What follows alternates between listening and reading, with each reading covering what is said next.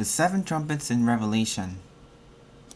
What we will go over next is the sixth trumpet, which has not sounded yet, but let's read what Revelation writes about sixth trumpet. Revelation 9:13. And the sixth angel sounded, and I heard a voice from the four horns of the golden altar which is before God, saying to the sixth angel which had the trumpet, Loose the four angels which are bound in the great river Euphrates. And the four angels were loosed, which were prepared for an hour and a day and a month and a year, for to slay the third part of the man. And the number of the army of the horsemen were 200,000, and I heard the number of them. If you carefully examine the sixth trumpet from the original Greek text, the verse 15 reads, To slay the third part of the man. There is the definite article the in front of the man. But since many Bible translations, including the King James Version, omitted to include this definite article the in their translations, some have interpreted that it is the third of the entire mankind on earth who are to be killed. And the third of the world population is about 2.3 billion. Of course, this is also possible, but we must be open to the other two possible interpretations. Firstly, the number is rather 1/3 of the 200,000, which may be the number of soldiers deployed for the war.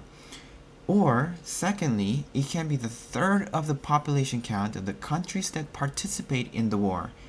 Anyhow, the third of the 200,000 will be a death toll of 66.6 million, or it could mean that the 200 million soldiers will go about killing the third of the world population. In any case, judging from the astounding death toll, this must be nothing but the World War III. Thus, the Third World War is prophesied in the Bible, and because it writes about a certain number of people dying in the determined hour, it is also quite probable that it is referring to the nuclear war.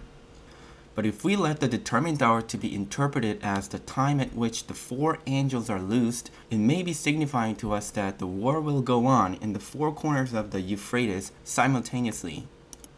Continuing on with the sixth trumpet in Revelation 9:17, And thus I saw the horses in the vision, and them that sat on them, having breastplates of fire, and of jacinth, and brimstone.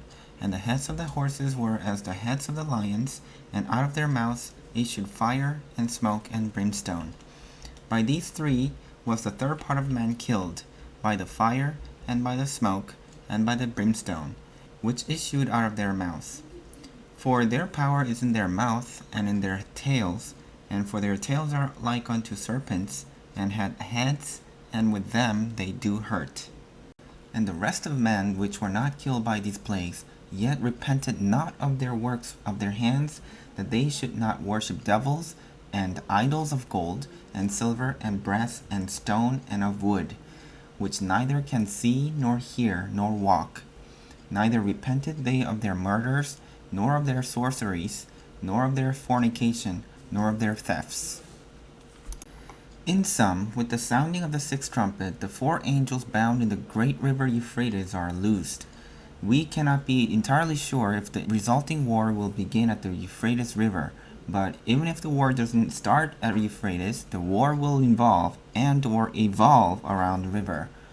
As John clearly heard the number, the massive army of the 200 million at minimum will take part in the war, and a third part of the man will be slain in the war.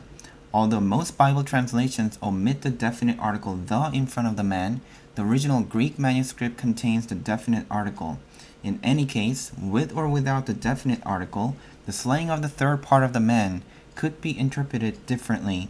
The man could refer to the participating 200 million troops, or it could mean the population of the entire mankind, the population of the participating nations, or the population in the four corners from where the four angels were set loosed. Finally, the interpretation of an hour and a day and a month and a year could render two possibilities. If we add up these elements, it could suggest the duration of the war, because it could indicate that the four angels were only prepared for the limited duration. In this case, the World War III would be significantly shorter than the first two world wars, which lasted for about 5 and 6 years each. And if we interpret the hour, day, month, and a year as an emphatic way of communicating the specific time by which or at which the slaying of the men will occur, then it could either mean that the death toll could accumulate to a third by a certain hour, or that the third will altogether be slain at the very designated hour. So, if it is the latter, this suggests the possibility of a nuclear warfare. Now, in Revelation chapter 10, we see an entire chapter dedicated to a little book. Bear in mind that the sixth trumpet does not end in chapter 9. It does continue on to chapter 11. Therefore, the Revelation chapter 10 may seem to appear out of nowhere and is placed between the sixth and the seventh trumpet. And it reads, "And I saw another mighty angel come down from heaven, clothed with a cloud, and the rainbow was upon his head, and his face was as it were the sun, and his feet as the pillars of fire. And he had in his hand a little book open, and he set his right foot upon the sea, and his left foot on the earth, and cried with a loud voice, as when a lion roareth. And when he had cried, 7 thunders uttered their voices. And when the 7 thunders had uttered their voices, I was about to write. And I heard a voice from heaven saying unto me, Seal up those things which the 7 thunders uttered, and write them not. And the angel which I saw stand upon the sea and upon the earth lifted up his hand to heaven, and sware by him that liveth for ever and ever, who created heaven and the things that therein are, and the earth and the things that therein are, and the sea and the things which are therein, that there should be time no longer. But in the days of the voice of the 7th angel, when he shall begin to sound, the mystery of God should be finished, as he hath declared to his servants the prophets.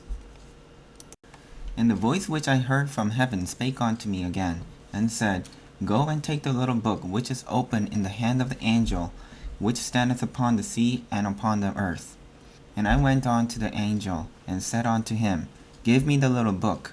And he said unto me, Take it, and eat it up, and it shall make thy belly bitter, but it shall be in thy mouth sweet as honey.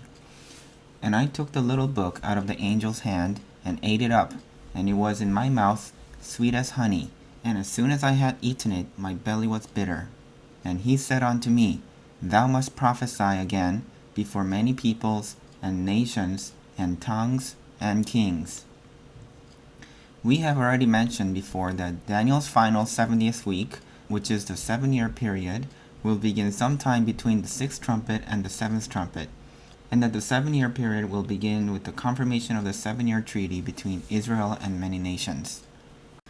If you read Revelation with the sound assumptions that it is written sequentially and in chronological order, then you will discover that the 6th trumpet begins in chapter 9, which does not end until chapter 11. The 7th trumpet sounds in chapter 11 quickly after the 6th trumpet has finished. And in chapter 12, you already see the onset of the 3.5 years of dragon's great persecution. And in chapter 13, we discover that the Antichrist makes war with the saints and overcome them, and begins to force all people, small and great, rich and poor, to receive the mark of the beast on the right hand or in their foreheads, and worship the image of the beast. Now, if you know that the Antichrist only begins to enforce the mark of the beast from the very middle of the final 7-year period, then we can conclude that we are already entering the second half of the 7-year period by chapter 12 and 13. Then we must ask ourselves, when did the 7-year period begin? It must have begun with the 7-year treaty, because that is how it is prophesied in the book of Daniel, chapter 9, verse 27. So if we backtrack 3.5 years to the beginning of the 7-year period, we should be able to find the beginning of the 7-year period, marked with the clear signature of the 7-year treaty. And as long as we do not deviate from the assumptions that the book of Revelation is written sequentially and in chronological order, we will recognize that 1,260 days of prophesying by the 2 witnesses in chapter 11 is the first half of the 7-year period. And further, we come to a realization that this little book dedicated in Revelation chapter 10 is indeed God's signature of the 7-year treaty, written as clearly, emphatically, loudly, vividly, and explicitly as He intended, so we do not miss it.